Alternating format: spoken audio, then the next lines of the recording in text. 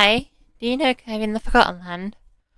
I was thinking about the ancient civilization a few days ago. I think a lot of people just sort of assume that they're human, but I think it would make a lot more sense if they were the um the ancients of science that Hyness mentioned, since everything about their operation with Elphalus seems very sciencey.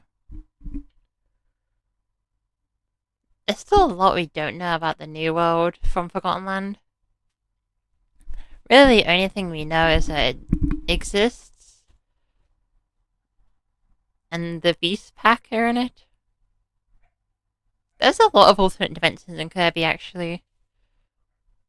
Obviously, there's another dimension, which the name of another dimension makes it really annoying to talk about the other dimensions in the Kirby series, like Halcandra and the Kirby Clash universe. I guess we can call it the Dream Kingdom. I think it's called the Dream Kingdom in game. Basically, there is in fact a Kirby multiverse out there.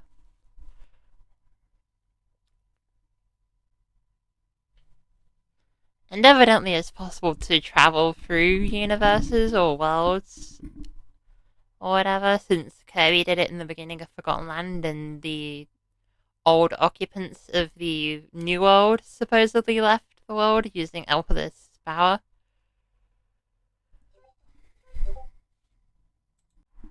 Magalore also entered the Dream Kingdom after the events of Magalore Epilogue. And if Halcandra counts, then the Lost Archer was able to travel across another dimension to get to Halcandra. Mind you, Halcandra isn't in another dimension, which is fairly plain to see since portals to another dimension do open up in Halcandra, just the same as they do in Popstar.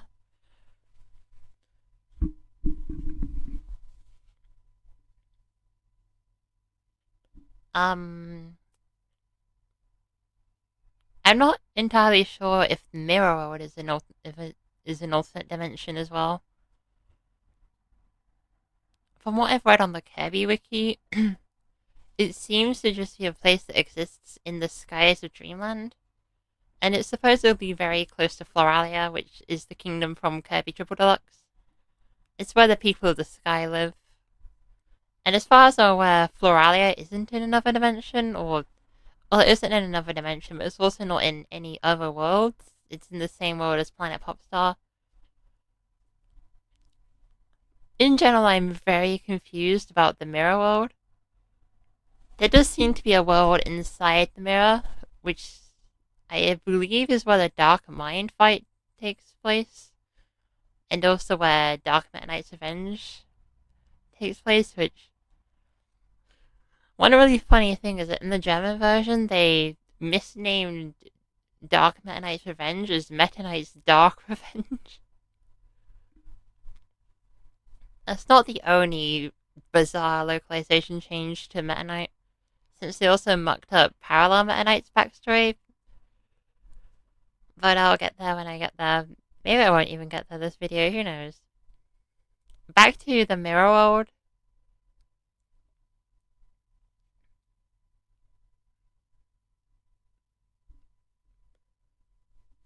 I wonder how the, like, dark versions of the characters work, because we know there's Dark Meta Knight, obviously, but there's also Shadow DDD, and I think the name is Shadow Kirby. Mind you, Shadow Kirby is the same character as the one in Kirby Fighters and Kirby Fighters 2. Kirby Fighters 2, Shadow Kirby is terrifying, by the way. Like, imagine fighting a Ditto match in a fighting game, but they have, like, twice as much health as you. I think maybe 2.5 times. It's pretty absurd, and it kills many a. I've heard it kills the speed run of Chapter 4 a lot.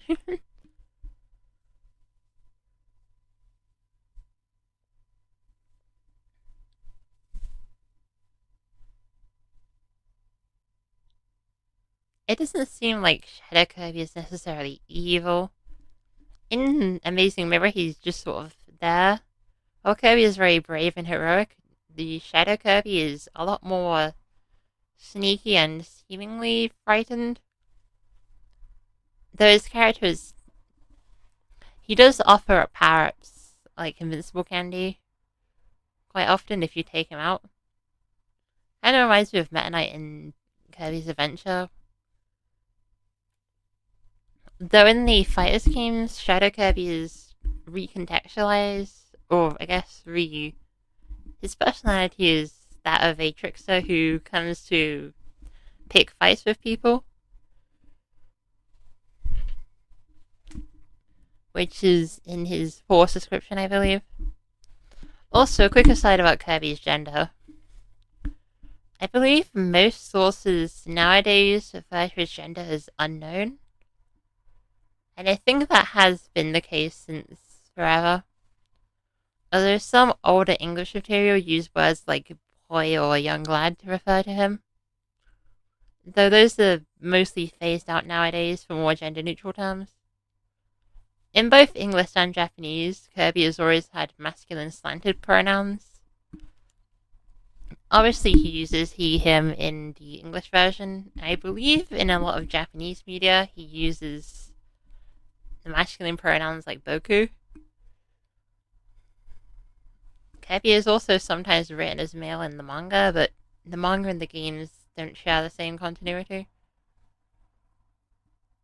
There's also multiple Kirby mangas. I believe the most well-known one is, I think, the story of DDD who comes to Poo Land or something like that.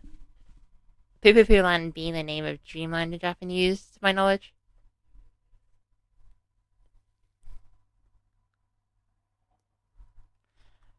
I completely lost my train of thought.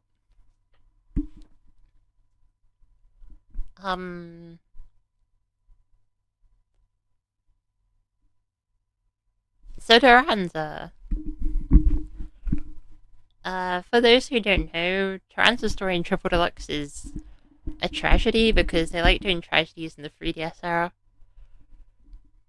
As you may or may not know, Taranza wanted to give Sectonia a gift, and so he got the Dimensional Mirror, which I believe was close to Floralia, since the Dimensional Mirror does exist high in the skies of Dreamland.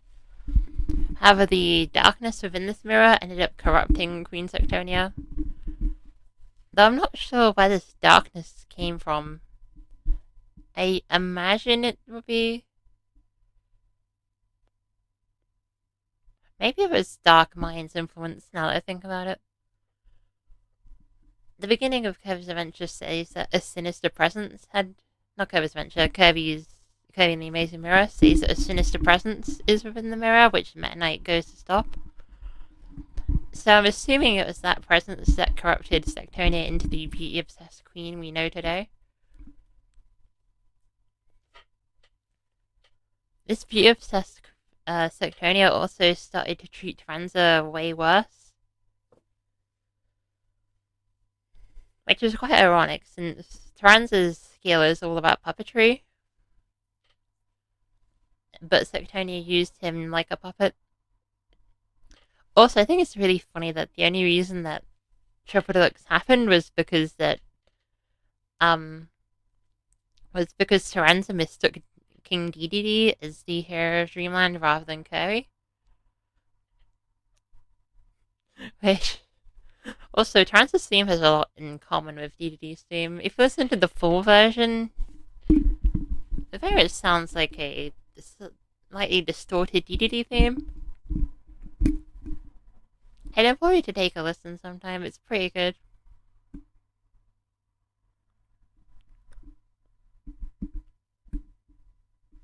After that, Taranza was kind of just relegated to sad posting boy hours. I think he has a major role in the Clash games, though I haven't played the first Clash game to completion. And he's very much a minor character in the second Kirby Clash game. Nightmare steals the show though.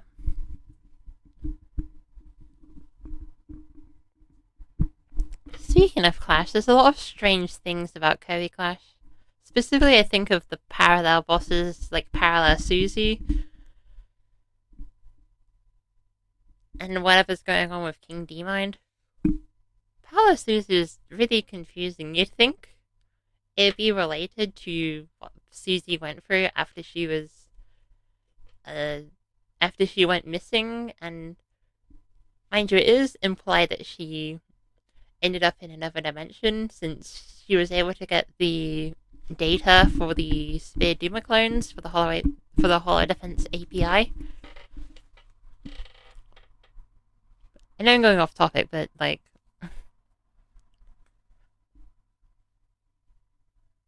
the accident that happened to Susie was the one that sent her to another dimension, and she somehow found her way out of it. With that said, I don't think that's what's going on with Parallel Susie, because it's Parallel Susie. I believe the description of Parallel Susie mentions she's the president of some company, which I assume is like Parallel Holtman Works or something. Also, Susie's full name, I believe, is Susanna Patia Holtman, and President Holtman's full name is Max Profit Holtman, which is very funny. Parallel Susie's always confused me in the Clash games. I would be happy if someone were to enlighten me on what is going on with her. And she does settle in the Dream Kingdom after you beat her, I believe. So, King D-Mind is also confusing. I'm assuming he's related to Dark Mind from Amazing Mirror, but DDD for some reason. I think he's relevant in the plot of Kirby Clash Deluxe, but again, not so much in Super Kirby Clash. Also in Super Kirby Clash, Aeon Hero appears, which, given what we know about Galactonite being presumably one of the heroes of yore, is this the same Galactonite as the Galactonite from the other universe?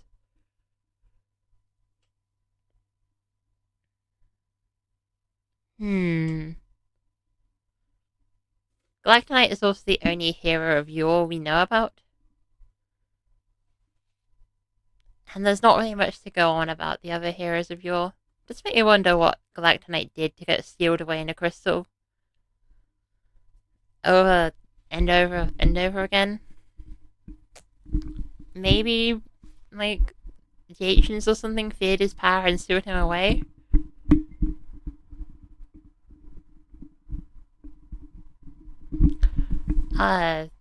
Galactonite doesn't seem to be particularly happy about this, since all of his appearances have him being very aggressive. Especially think of Stardream's appearance, or his appearance in Robot, where after someone by Stardream, he slashes Stardream in two. Which, fun fact, the scar that Galactonite dealt to Stardream can actually be seen in the True Arena bout, which I suppose implies that these are linked. Makes you think about Mark Soul as well. Since I think in the True Arena it's implied that Mark Soul was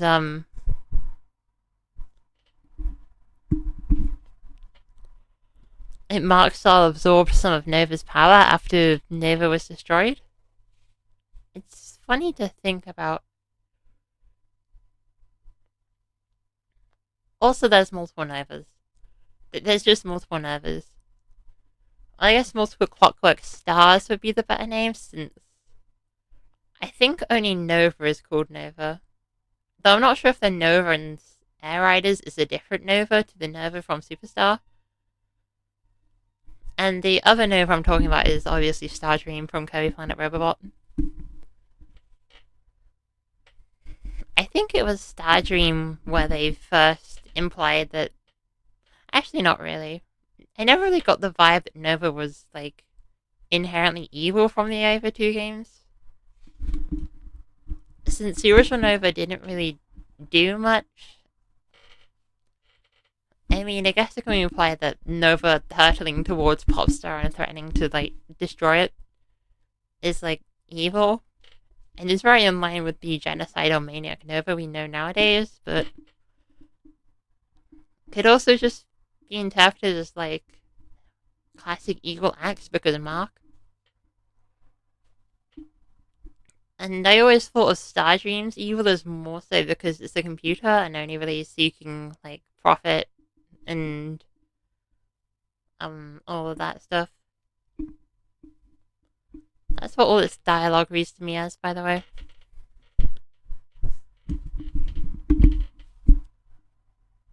And by yeah, no, Stardream does have dialogue through Holtman. Also, mind you, I'm not sure how canon the arenas in, like, Meta Nightmare are. Obviously, what if scenarios, but I'm not sure if they should be taken as explicitly non-canon. Maybe there's bits and pieces of these things that are canon. Like with the Galactonite, maybe his appearances are, like, canon adjacent. I don't know.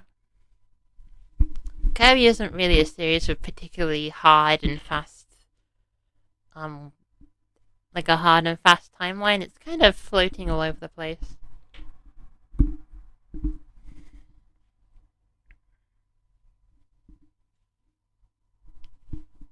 I guess the main thing is that a lot of these what if modes don't make much sense. Like, why is Meta Knight destroying his own ship? I guess it's a training thing, but why?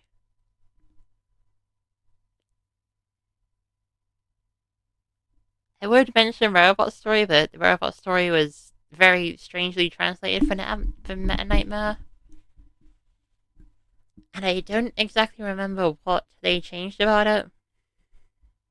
I know in the English version it's basically Meta Knight wanting to, like, find the strongest warrior in the galaxy to fight again. Because why not? And Stardream does that and gets clapped.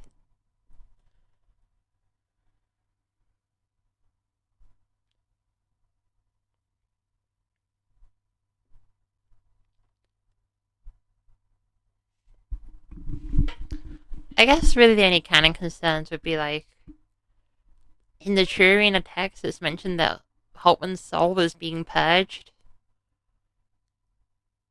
So, do we take the True Arena version where Holtman's soul seemingly gets fully purged? I mean, you can hear him cry out in pain during the second phase.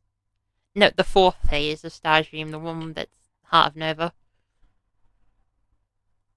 Which. I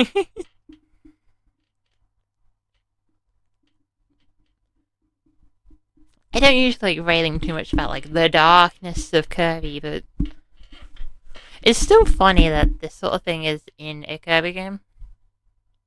And anyway, given Holtman doesn't appear again, I'm just going to assume that his soul was in fact fully purged, because why not?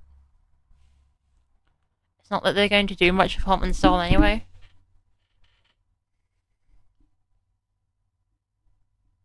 Also, weirdly, Susie doesn't seem to feel much remorse for her father. Not only dying, but having his soul presumably destroyed forever.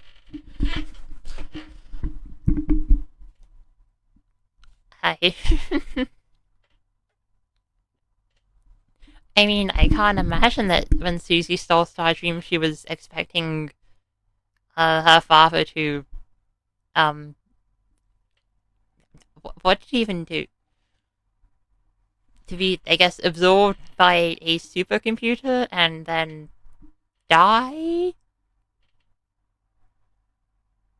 Hmm.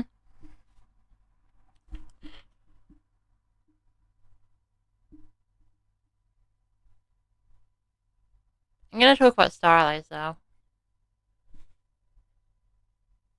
There's a lot of talk about Kirby being the connection between Kirby and Void, and the connection between Void and Dark Matter for obvious reasons, since Void has a resemblance to both Kirby and Dark Matter, depending on the form.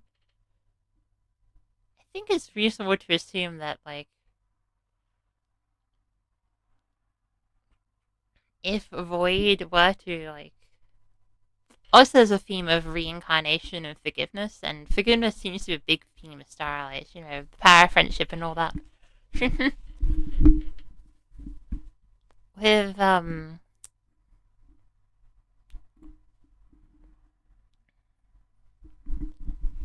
and the Void we know in Starlight is a incarnation of intense negative energy from Hyness's incessant praying and gathering the Chaos Hearts. And, he's fueling the Dark Lord with his anger towards the lack of respect he and his tribe are getting. And I guess the grudge he holds from the tribe of science.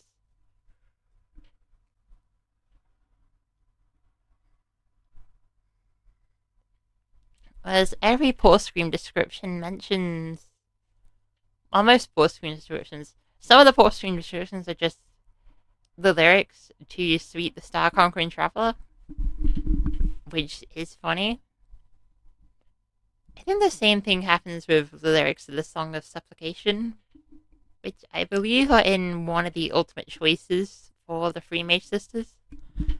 The other text of the Free Mage Sisters is detailing how they almost died and got resurrected, which is cool on its own. Starlight's not only shows the positive friendships that can form, but also the negative connections. Since after Hyness went mad, he started to really abuse the Free Mage Sisters. The Free Mage Sisters couldn't escape him because they still felt a strong passion towards him for saving their lives and treating them presumably well during his happy days. I mean, it's implied that Zampazan was going to, like, jump off a building and presumably die.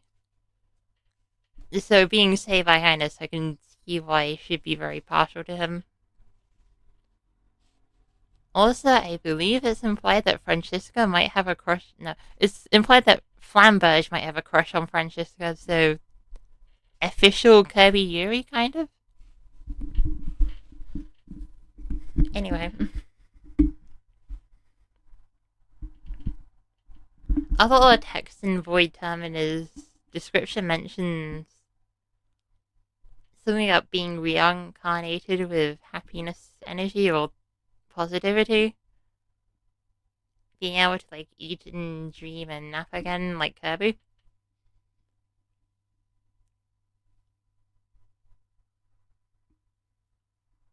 I believe that's also why he's smiling in his defeat in the Soulmart EX, since he is, I guess, experiencing so much positive emotion and being ready to reincarnate into a happy form. Of which we still haven't seen, mind you.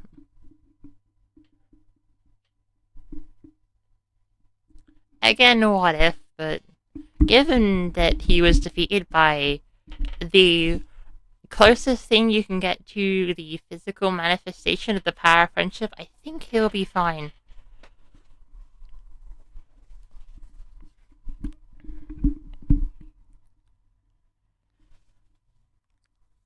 Though, despite this, I'm not sure if Void is a member of the dark matter species, like Gooey and dark matter, I guess.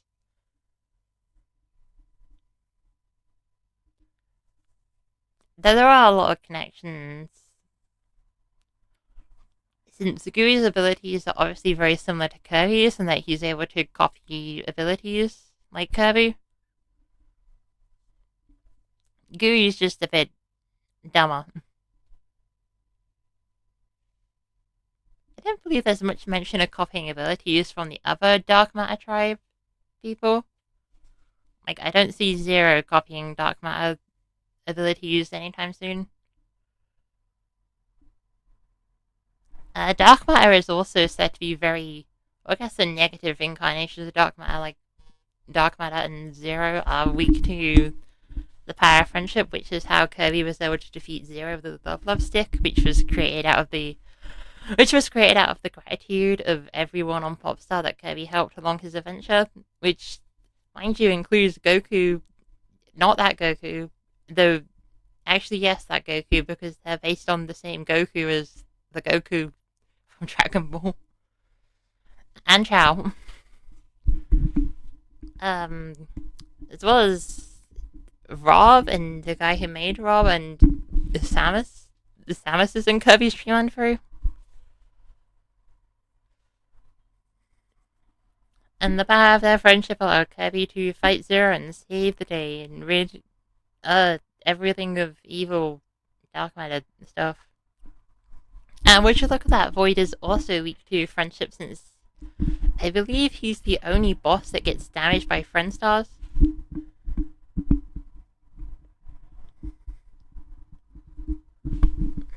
There's also a kind of melancholic feeling to the Void fight. Obviously, the music is very melancholic in the second phase, but in the first phase, I believe Void only really retaliates if he gets attacked, aside from the glyphs.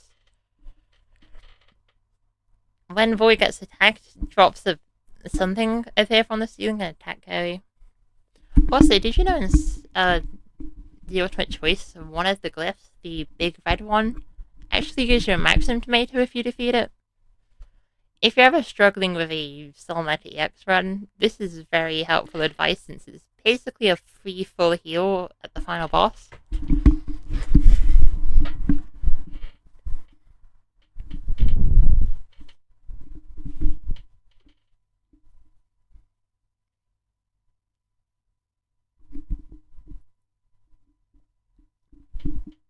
So I guess every Kirby game is a tragedy now, sure.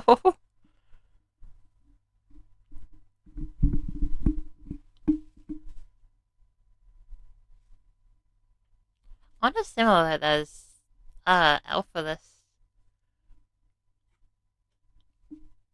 who has immense power and the power to seemingly travel across dimensions and cause chaos, I guess. Despite having a compassionate part in Elfalin, being with Elfalin doesn't seem to make them that much more compassionate. It still seems to give them more of a soul, since Fecto Forgo acts more animalistic and desperate, whereas the Alphalises seem to have things more under control. But they're still, evil.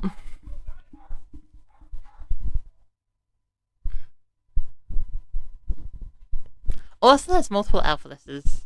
There's an Alphaless trapped in the meteor, which was trapped by the Starries, who exist. Basically, a long time ago, back when the whoever was still in the New World. Yes, the world is called the New World, as far as I'm aware.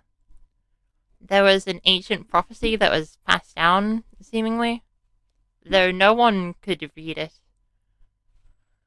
Until one day, the singer called Neshiel, I believe, had a dream and a sudden spark of inspiration to write a song about the prophecy, which allowed them. I didn't know Neshiel's gender, which allowed them to finally understand the prophecy, which is ironically, or I guess intentionally, it happened on the same day that the prophecy said it would. So I suppose it's all connected.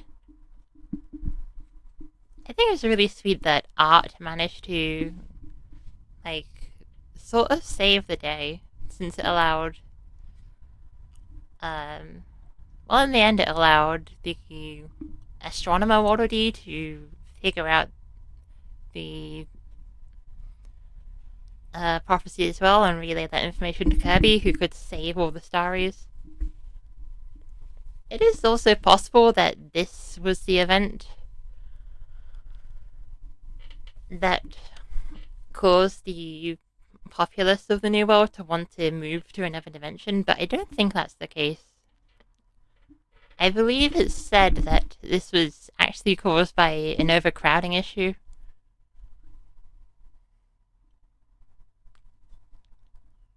Not much more to it than that, honestly. Does make you wonder how they captured the first Elfless. Maybe it was another meteor that first Elfless came from? Who knows?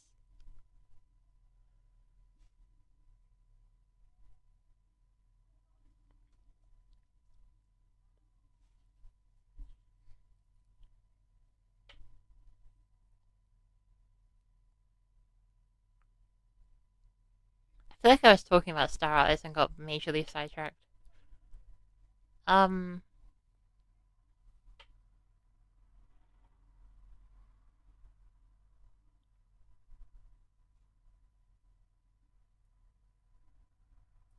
about those ancients again. There's a lot of things that were made by the ancients, both good and bad.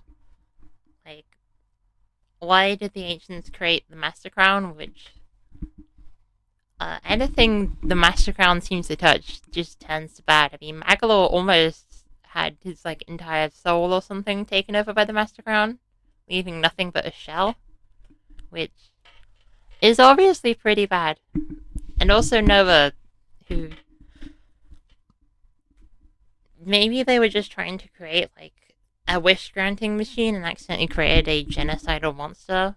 Or when they wanted to create a crown that granted the user limitless power, they made it like evil as well. Also, I'm not sure the unlimited power statement in Kirby Planet Robot should be taken seriously. Maybe it's just about Kirby being able to copy abilities, which I guess gives him infinite power in a way, since he's able to adapt to any situation using the copy abilities.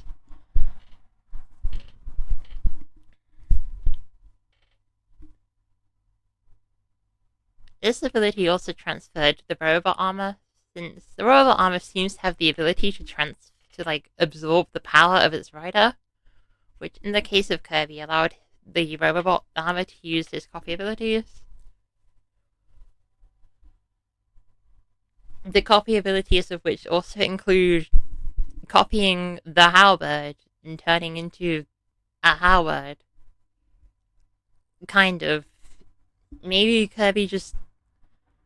No, I swear there was a cutscene of Kirby turning into the Howlbird, but in the true arena, I think in all versions, Kirby gets like spat out the end of the Howlbird, and the Howlbird returns to the Howlbird. Also, I like the fake out where in the true arena you think you're going for the final blow, but then Starscream decides to do the most iconic Kirby thing and suck you up.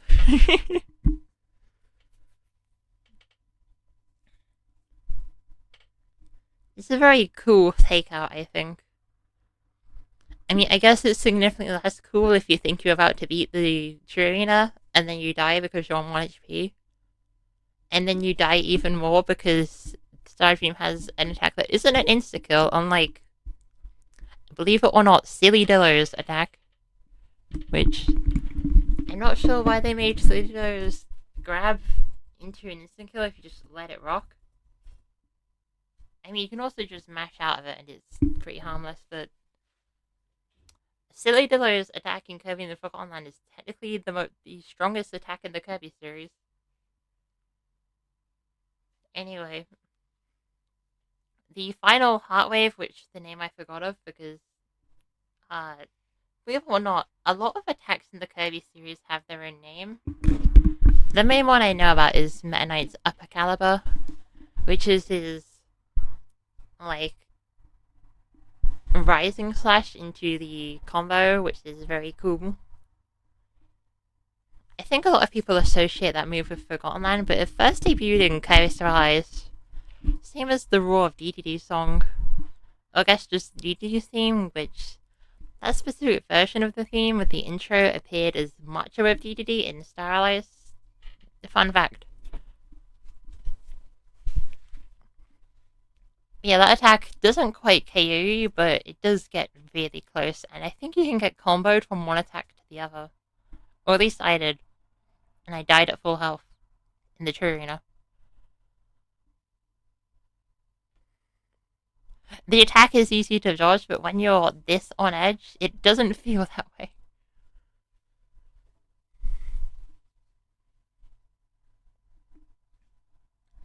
I don't think we've ever seen any other forms the robot could take, since the only other time we see it is piloted by the Holtman Model D equivalents, whose name I also forgot. And they don't have any special powers.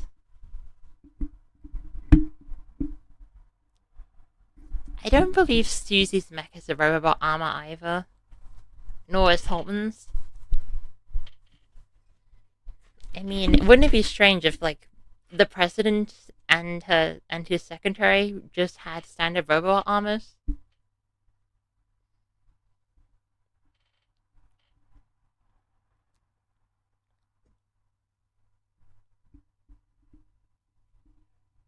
And speaking of Ripple Star, I don't know if I should say about Ripple Star other than it exists.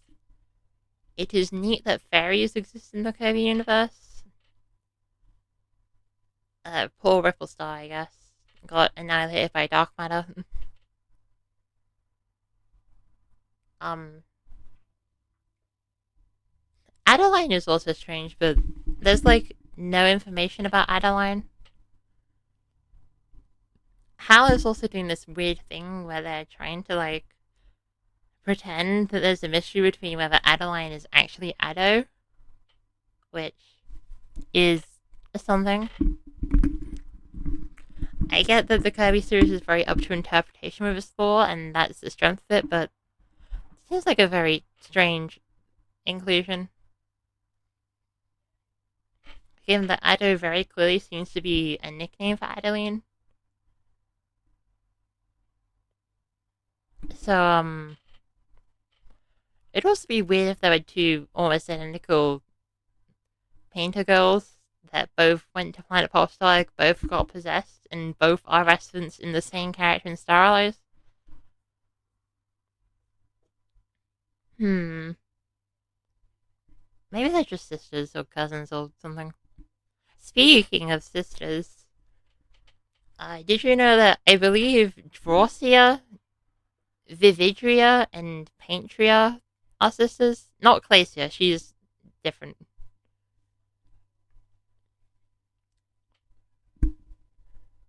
It's also funny because the first one of the sisters is the main boss of the game she's from. The second one of the sisters is a regular boss. And the third one of the sisters is a mid boss and also playable character. It's kind of funny that the only reason that, like, Chef Kawasaki, Bonkers, and Vividria are playable, as well as Bugsy, is because that there isn't a, like, normal enemy that gives these abilities.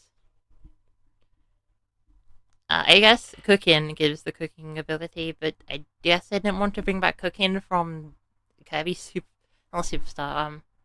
Amazing Mirror. There's a lot of weird enemies in Amazing Mirror, like Prank and Mirror, and I think Chip originated there. There's way more weird enemies in what's it called? Kirby Dreamland 3, like, Batamon is the main one, but there's also those spider guys, so I don't know the name of it. I think Captain Stitch returns. Iconic Kirby anime. Also, yes, I know Mookies give hammer, but Mookies were introduced in Kirby in the Forgotten Land.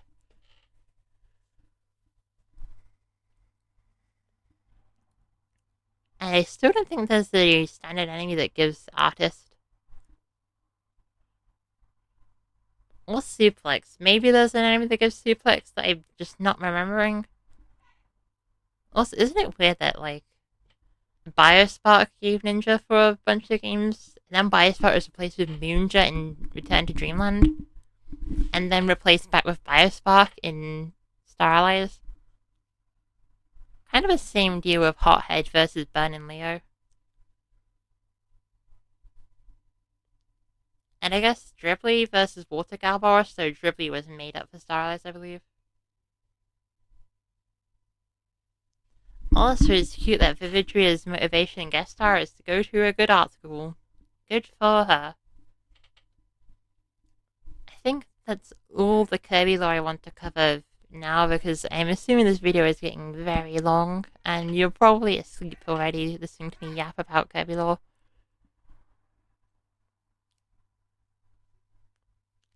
I'm trying to think if there's like one last really silly, really dumb, really bombastic piece of lore I can remember.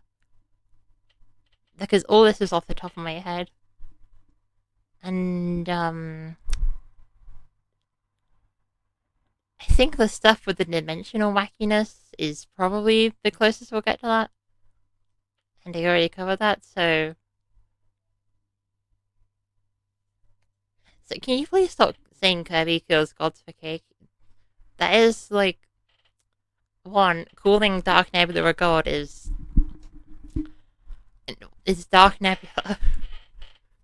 Dark Nebula is the, final boss of... You're gassing up when you say this. Dark Nebula. The same Dark Nebula that... Dark Nebula is so lame. I can't even... And the second... Kirby didn't go after Dark Nebula. He went after King Dedede for some reason because this was the era of the anime. I really don't like Squeakquel's story. Kirby's weirdly mischaracterized in this opening. So, yeah, please stop. If you want to talk about weird and messed up Kirby lore, just bring up the plot to Kirby Triple Deluxe or Kirby Planet Robot. Both of them are equal levels of tragic and messed up. Or Star Allies. Okay, I want to leave you one final bit of information. The corrupt Hyness boss is incredibly funny because in the original Hyness boss, he wields the three Mage Sisters as lifeless batons. But the three Mage Sisters aren't with him in the corrupt Hyness fight, so he just wields three logs with their hats and coats on. It might be the best visual gag in all of Kirby. Okay, bye.